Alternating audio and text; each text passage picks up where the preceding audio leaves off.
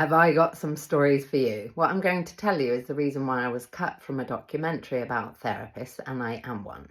Take what you want, leave what you don't. What I'll tell you here is some stories that will put hairs on your chest and allow you to be very savvy in a field that attracts very damaged people. And this is about you being happy and safe and knowing the questions to ask, not about me on a rant about my profession being shit. It's an excellent field. However, like with any field, it can attract some dangerous people, and I would like you to have a good experience because I have lost count of the amount of abusive ones that I've heard people talk into, including me. So you can check me out, of course. The things about me are very colourful because, again, I'm a truth seeker. Courage and vulnerability. Let's start there. How do you feel about being vulnerable, and how are you with courage? Because what happens usually is we gaslight ourselves and we fear confrontation. The only people really in consistent confrontation are the people with no boundaries. And I would say, having done this for 3 decades, that the answer to every issue is boundaries. What's okay, what's not. And a boundary is there for you, not for other people. I have a program on it if you're interested. However, let's talk truth to power, shall we?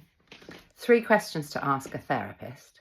And I would watch their baseline behaviour. If the baseline behaviour changes, then I would run for the fucking hills, frankly. Do you have therapy of your own? It doesn't matter how healed we are, we get to learn and grow and evolve and be in the pursuit of immersive health. If we're in healthcare, we get to be healthy long term.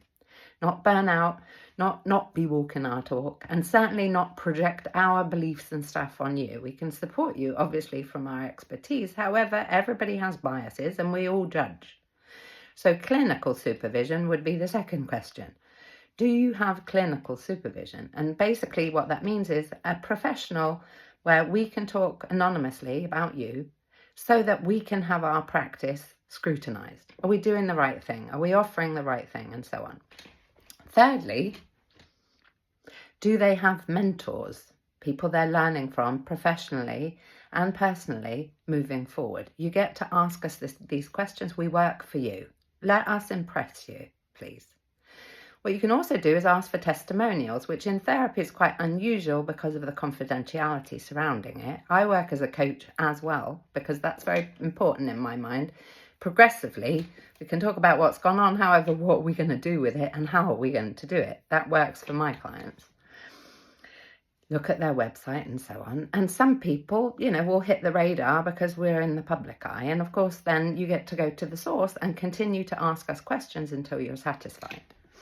Would you like a part 2 with stories about really wow stuff? And again, in pursuit of you getting savvy, because it's an absolute pleasure and a privilege to be with you with your vulnerabilities and help guide you to feeling fulfilled, happy, and successful, whatever that means to you, so you can live out loud, not just deal with the symptom.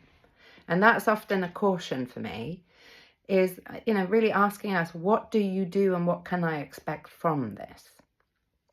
Goal-driven is my game, because it's all well and good to talk about your depression or anxiety or overwhelm or why you're not feeling fulfilled or your symptom, bulimia, or whatever else wonderful things that bring us into therapy. We have coping strategies. They are excellent. However, they're not the problem.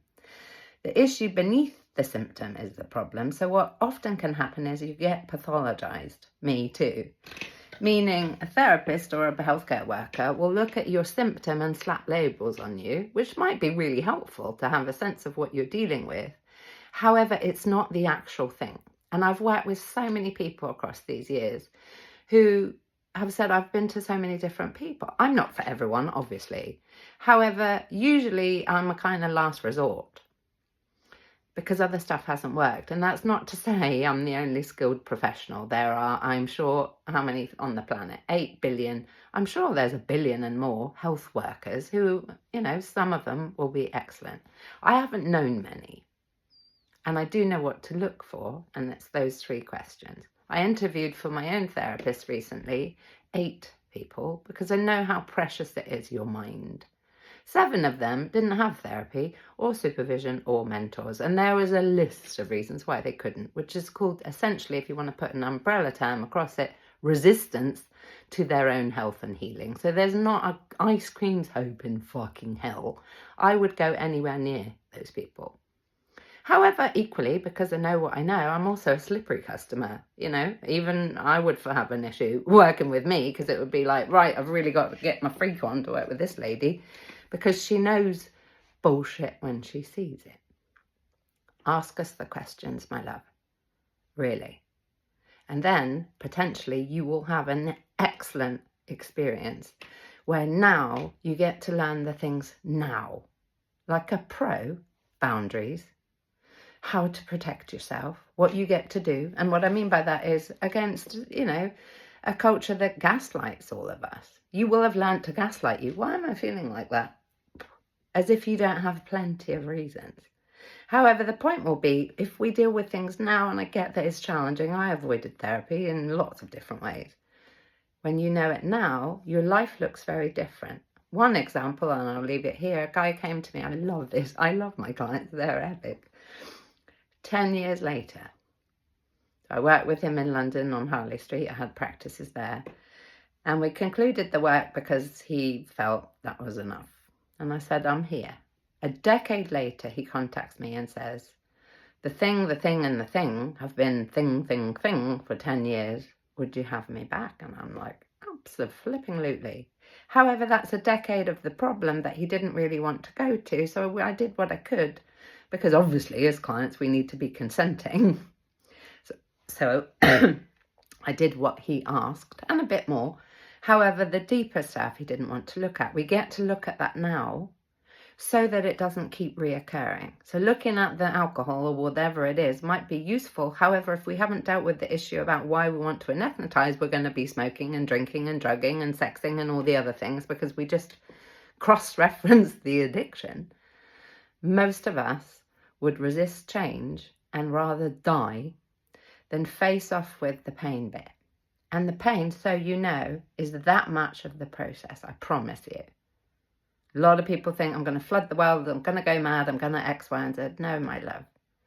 It's challenging because it's unfamiliar. However, so are the results. Choose your hard, I learned today. Choose your hard. It's hard to be unfulfilled. It's hard to be successful, whatever that is for you. So pick one. So if you like boundaries mastery, it's pay what you feel it's worth. Take it now, up here in the bio.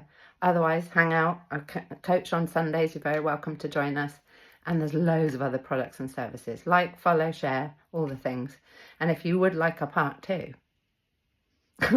I'm very happy to give it to you. In fact, it's probably my moral duty to do so.